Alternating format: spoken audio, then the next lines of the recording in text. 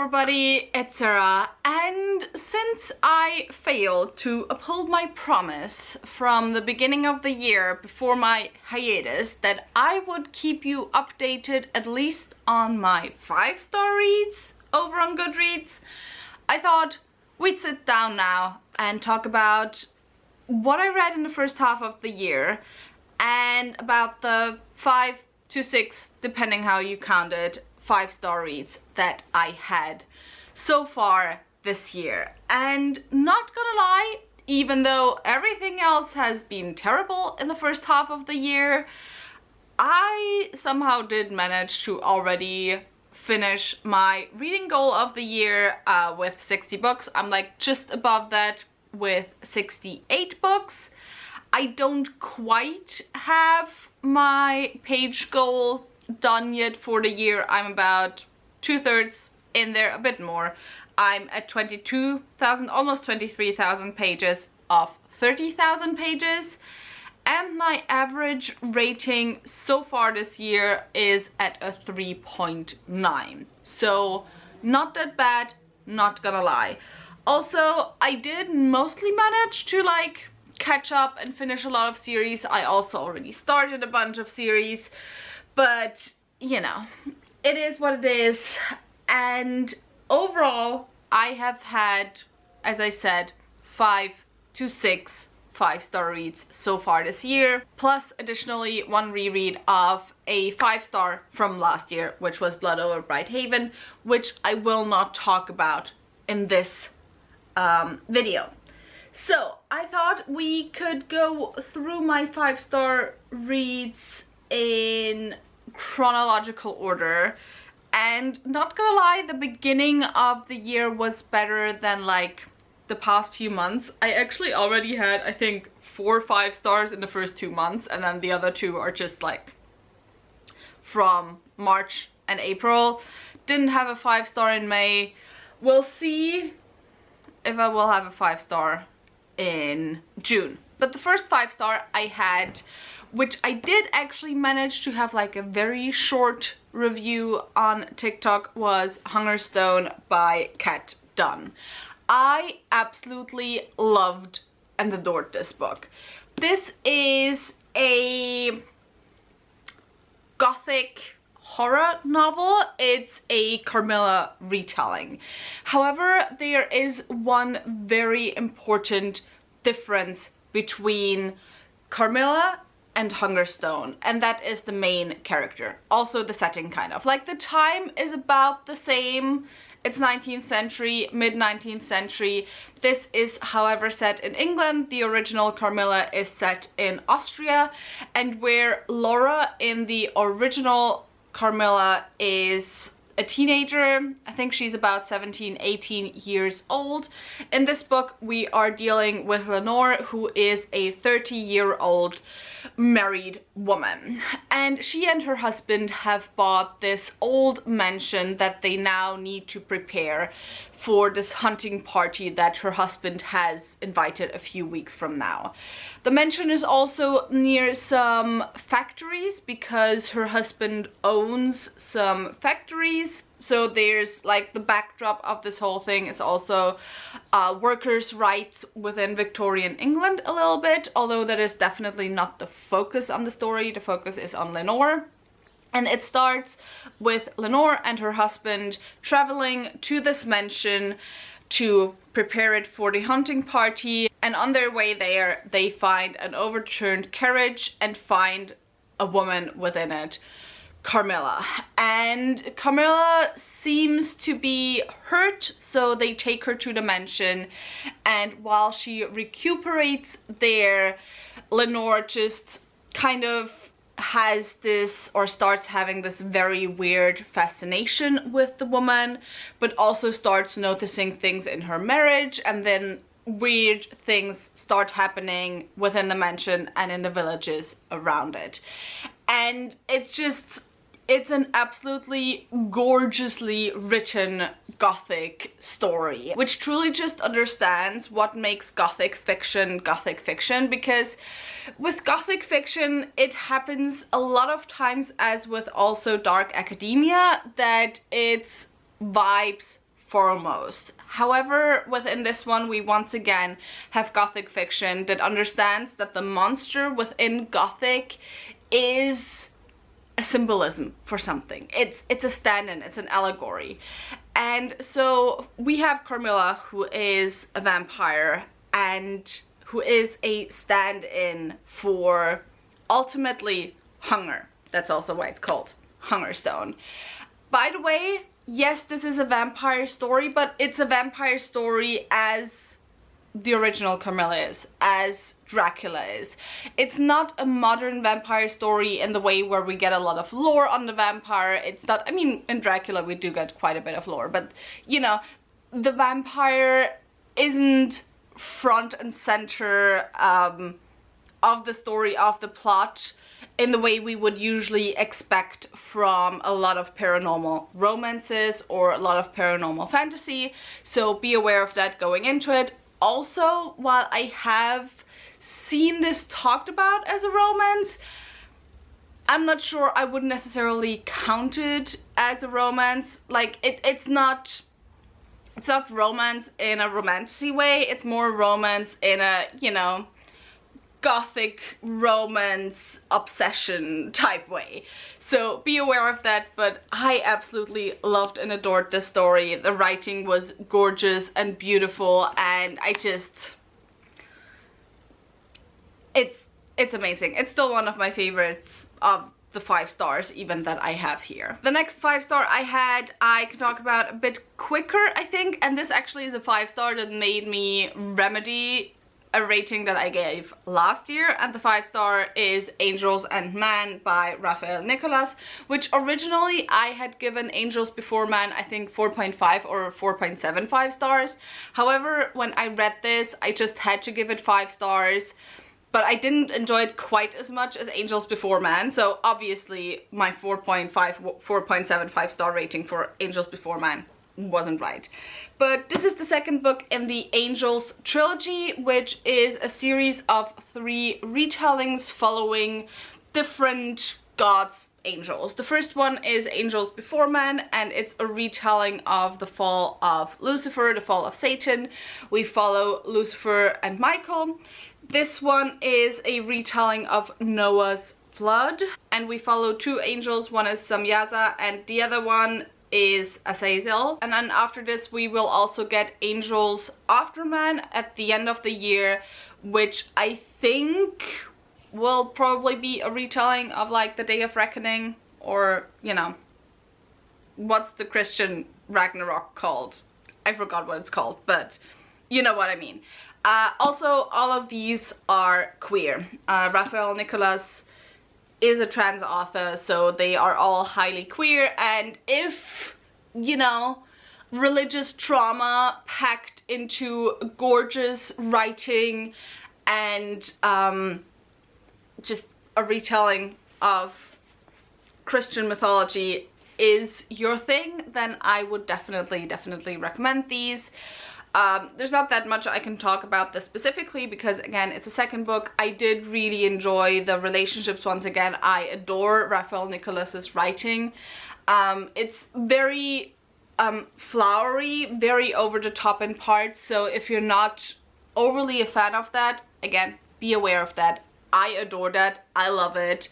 It's beautiful, it's gorgeous, and I cannot wait for the 3rd one in the trilogy to come out because they're amazing. They're gorgeous. And I know that they are quite hyped in specific cycles on Book Talk if you're like more in the queer Book Talk sphere, but it's for a reason. I love them. So the next 5-star read I had was the first book I think I read in February, and that was Death of the Author by Neri Okorafor, which is a standalone, and it's kind of this mix between literary fiction and speculative science fiction, because the book ultimately is split between 3 types of chapters. First you have Selu. Selu is the main character of this story. She is a disabled Nigerian American who at the beginning of the story is fired from her job as a writing or literature professor at a very prestigious university. She has published a couple of short stories before.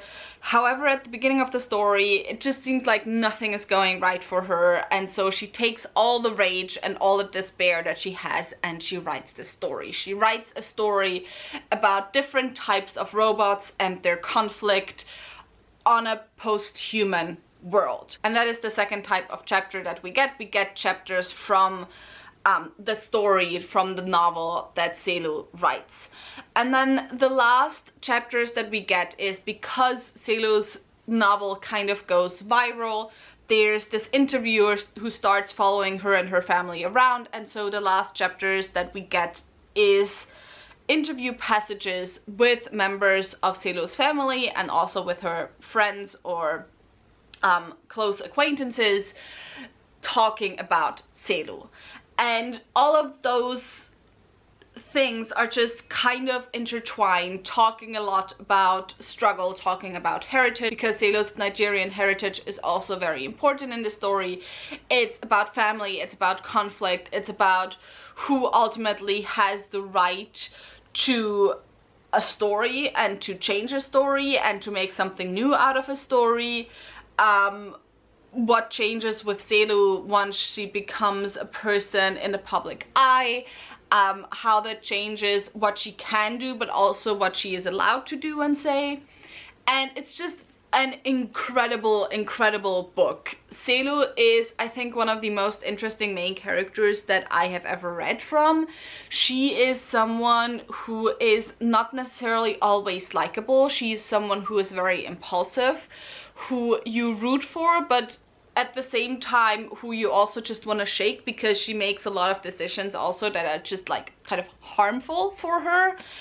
And so it's an amazing book. I absolutely love this. Nidio Okorafor is like prolific writer, which I'm sure a lot of you already knew anyway. Next, I have just like a random book. I had a phase in February where I just took 3 days and I read the entirety of the manga as it's out so far of the Apothecary Diaries. I gave one of them 5 stars. Most of them I gave between 4 and 4.5 stars. One of them I gave, one of the volumes I gave 5 stars. I don't know which one anymore, but yeah. I mean, the Apothecary Diaries, because the second season came out this year, is kind of hyped right now, or I think it started coming out last year and then went into this year. And for those of you who don't know, it follows Mama, who is the daughter of an apothecary, and as she goes out to collect plants, I think she is kidnapped and she is sold into the inner court of the emperor of this country. So she's sold into the place where all the concubines live as a servant, and because she is a bit of a Sherlock Holmes type, she's quite good at deducing things, and she also just has a hyper focus on anything mysterious. She gets the attention of one of the higher ranking officials, Chinshi, who kind of starts somewhat employing her as a means to solve different mysteries, and also gets her to be the handmaid of one of the highest ranking concubines. And yeah, that's basically it. It's really fun, it's really enjoyable. I love Mama. I really want to read the light novel at some point because that's how it originally started. However, I just, you know, I watched the second season and then I read the manga and I thought I should probably take a break before reading exactly the same story a third time. So that's why I haven't read the light novel yet. Next 5-star is a very short one. It's a novella, in fact, and it's not a surprise because this is an author who wrote one of my favorite duologies of all time, and it's Rose House by Arkady Martin.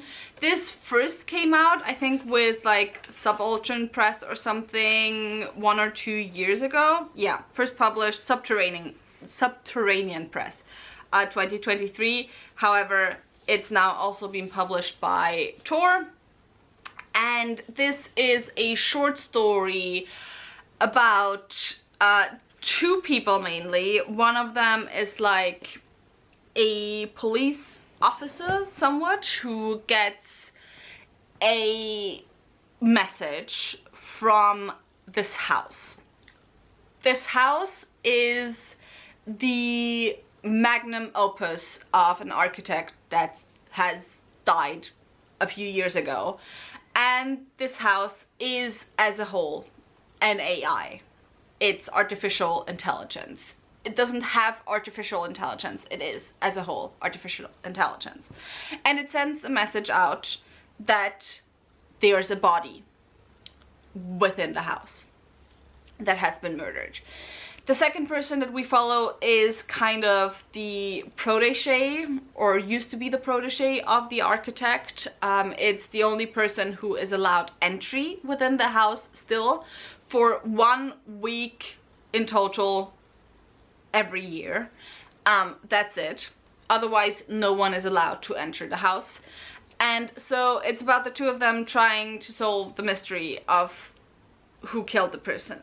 Except not really. It's a novella, so it's more about vibes and themes and personhood. Like, a big theme within this is what is personhood and what is being an individual versus being a representative of an organization. It's so well written. It's so good. It's a novella. I can't really say that much without like spoiling the entire thing and without telling you about the entire thing, but Rose House is gorgeously written, and yeah, I think if you love Texlan, you will probably also love this, although I saw a lot of reviews that were like, I was disappointed by this because I expected something more like Texlan, but then this is 100 pages, this thing. How do you expect something of the same depth as the Texlan duology within 100 pages? Anyway, different complaint. Absolutely gorgeous. Absolutely love this. And then the last book I was at the Leipzig Book Fair again this year, and this year the Philippines, like, you have this hall where different countries have their little booths, and this year the Philippines had a booth, and I went there with a friend, and then I went a little crazy in the graphic novel section, and one of the graphic novels that I got was Strange Natives. I got it in German. I think the translation in English is Strange Natives, the Forgotten Memories of a Forgetful Old Lady. And it's by Paolo Hiatas and Jericho Marta. I hope I pronounced that right. But this is basically just following the memories of a forgetful old lady. It's literally that. It's about an old woman who keeps memories and who learned to keep memories and who relives those memories throughout the graphic novel. It's absolutely, like, the art, I don't know if you can see it, is absolutely gorgeous. It's kind of low-key, a little bit surrealistic in parts, but it's just gorgeous. I loved it. Also, I got a print and it's signed by the authors. It's amazing. It's about colonialism. It's about that's why it's called Strange Natives. It's about not feeling native to your native home anymore. It's about trauma, and it's just beautiful art overall. I love it. There's like even concept art at the end, and it's so gorgeous. Seriously, like if you can get this, I highly recommend it.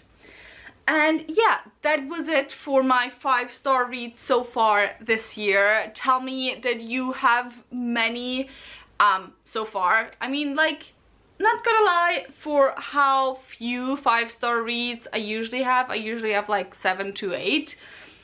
Being at 6 5-stars so far is not too bad for me. I'm not mad at that. So tell me if you're doing better or worse than usually. If you enjoyed this video, maybe think about giving me a thumbs up and also maybe subscribing. All the links to my social media as well as to my book clubs, I guess now, of Queens, Witches and Valkyries, as well as quarterly crit club will be linked down below, so go and check those out, and I hope I'll see you very soon. Bye!